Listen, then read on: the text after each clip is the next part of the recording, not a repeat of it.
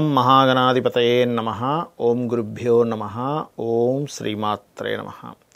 పరమేశ్వర స్వరూపమైనటువంటి జ్యోతిష, వాస్తు మరియు ఇతర అనేకమైనటువంటి శాస్త్రములను మనకు అందించినటువంటి మహర్షులకి నమస్కారం.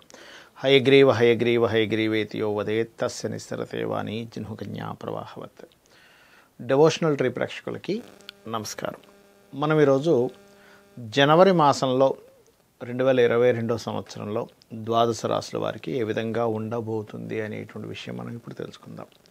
దీనికంటే ముందుగా ఏంటంటే అసలు గ్రహస్థితి ఏ విధంగా ఉంది, ఈ జనవరి మాసంలో గ్రహాలు ఏ ఏ రాశులు అని చెప్పి చూసినట్లయితే వృషభ రాశిలో రాహువు యొక్క సంచారం జరుగుతుంది.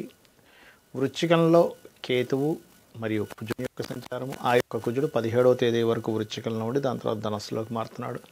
అలాగే రవి బుధులు ధనస్సు రాశిలో సంచరిస్తూ 15వ తేదీ ఆయన మకరంలోకి మారుతున్నాడు. అలాగే మకరంలో శని శుక్రుల యొక్క సంచారం జరుగుతూ కుంభంలో గురువు ఉన్నాడు.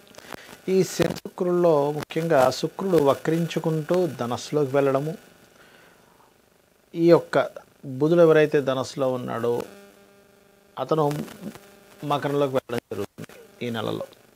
అంటే ఏమిటి, ఇక్కడ మొత్తం 4 గ్రహాల యొక్క మార్పు కనిపిస్తుంది.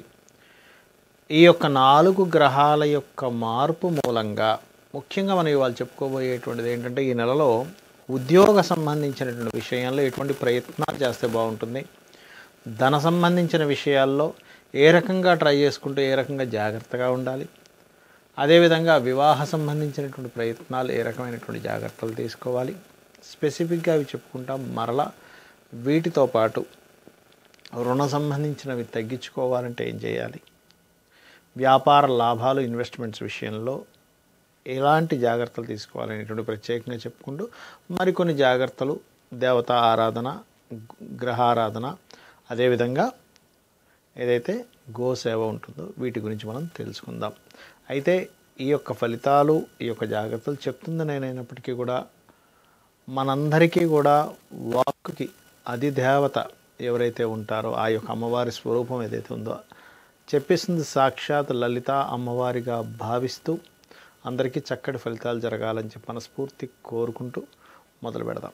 ఇక కన్యారాశి వారికి జనవరి మాసంలో 2022 సంవత్సరంలో ఎలా ఉండబోతుంది అని చెప్పి చూసినట్లయితే రాశినాథుడు చతుర్థ భావంలో ఉండడం వల్ల విద్యా విషయంలోని మరియు ప్రాపర్టీస్ విషయాల్లోని, గృహ సంబంధించిన విషయాల్లోని ఏదైనా సరే కొత్తగా ఎస్టాబ్లిష్మెంట్ చేయడానికి చాలా అనుకూలంగా ఉంది అని చెప్పి తెలుసుకోవచ్చు. అలాగే ఫైనాన్షియల్ మ్యాటర్స్, అలాగే ఉద్యోగ సంబంధించిన విషయాలు కనుక చూసుకున్నట్లయితే చాలా మటుకు పాజిటివ్గా ఉంది. కాకపోతే ఉన్న ప్రదేశం కాకుండా విదేశాలకు వెళ్ళి చేద్దాం అనుకునేటువంటి వారికి మరింత పాజిటివ్ ఫలితాలు మీరు చూస్తారు అనేటువంటి సందేహం లేదు. అయితే ఇక్కడ పర్టికులర్గా ఏంటంటే ధన సంబంధించినటువంటి విషయాలు ఏవైతే ఉంటాయో, మనీ మ్యాటర్స్ ఏవైతే ఉంటాయో, కొంత మీకు ఏదైనా భూమి లేనట్లయితే ఎందులో అయినా బిజినెస్లో పెట్టడం ద్వారా మరియు స్కూల్స్, కాలేజెస్ అంటే టీచింగ్స్ ద్వారా ధనయోగాలు కలగనున్నాయి. అంటే వాటి మూలంగా డబ్బులు వస్తాయి మీకు. అయితే ఈ యొక్క మాసంలో ముఖ్యంగా 17వ తేదీ వరకు మధ్యవర్తిత్వం ఉండేటువంటివి, అంటే మీరు హామీ సంతకాలు పెట్టడం కానీ లేనట్లయితే కొన్ని గాసిప్స్ మీరు డైరెక్ట్గా వినకుండా మధ్య వ్యక్తి ఎవరో చెప్పారని చెప్పి కొంత ఉద్రేకంతో ఏమైనా చేసేటువంటి పనుల విషయాల్లోని, అలాగే మీరెవరితోనైనా కమ్యూనికేట్ చేసేటువంటి విషయాల పట్ల కొంత జాగ్రత్త వహించండి. మరొక విషయం ఏంటంటే ఇక్కడ సంతానం సంబంధించిన విషయాల్లో తీసుకునే నిర్ణయాల విషయాల్లోని మరియు రాజకీయ సంబంధించిన విషయాల్లో కొన్ని నిర్ణయాలు లేట్ చేయడం ద్వారా ఇబ్బంది కలుగుతుంది. కాబట్టి ఆలస్యం చేయకండి, త్వరగా నిర్ణయాలు తీసుకోండి. రుణ సంబంధించిన ప్రయత్నాలు సఫలీకృతం అవుతాయి, అందులో ఎటువంటి సందేహం లేదు.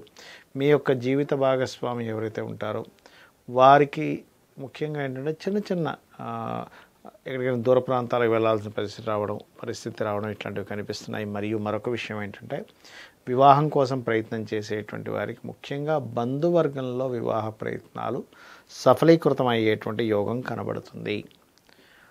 రీసెర్చెస్ లాంటివి చేసేటప్పుడు కాస్త జాగ్రత్తగా అప్రమత్తంగా ఉండండి. అలాగే మరొకటి ఏంటంటే ఇక్కడ అష్టమాధిపతి తృతీయంలో ఉన్నాడు. కాబట్టి ఏంటంటే మీరు ఏదైనా సరే ప్లానింగ్ లేదా కమ్యూనికేట్ సరిగ్గా చేసుకోకపోవడము వీటి మూలంగా మీకు ఇబ్బంది వస్తుంది. కాబట్టి ఈ యొక్క విషయంలో 17వ తేదీ వరకు జాగ్రత్తగా ఉన్నట్లయితే బ్యాంక్స్ నుంచి రావాల్సిన సపోర్ట్ అందడము మరియు కొత్తగా ఎవరైనా సరే ఉద్యోగ సంబంధించిన ప్రయత్నాలు చేసేటువంటి వారికి ఆ యొక్క ఉద్యోగ ప్రయత్నాలు సఫలీకృతం అవ్వడము కనబడుతుంది. కాకపోతే ఎవరైనా ఏదైనా ఇప్పుడు బిజినెసెస్ ఉంటాయి, బిజినెస్ రిలేటెడ్ సంబంధించిన విషయాలు మాత్రం కాస్త జాగ్రత్తగా ఉండాలి.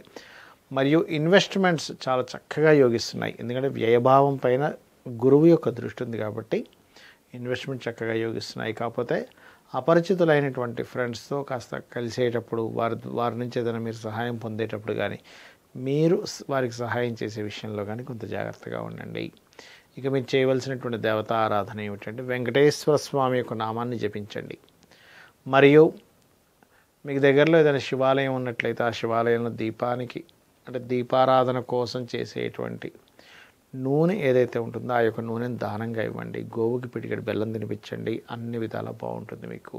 మనము ఇప్పటివరకు తెలుసుకున్నటువంటి ఫలితాలు ఏవైతే ఉన్నాయో అవి గోచార ఫలితాలు.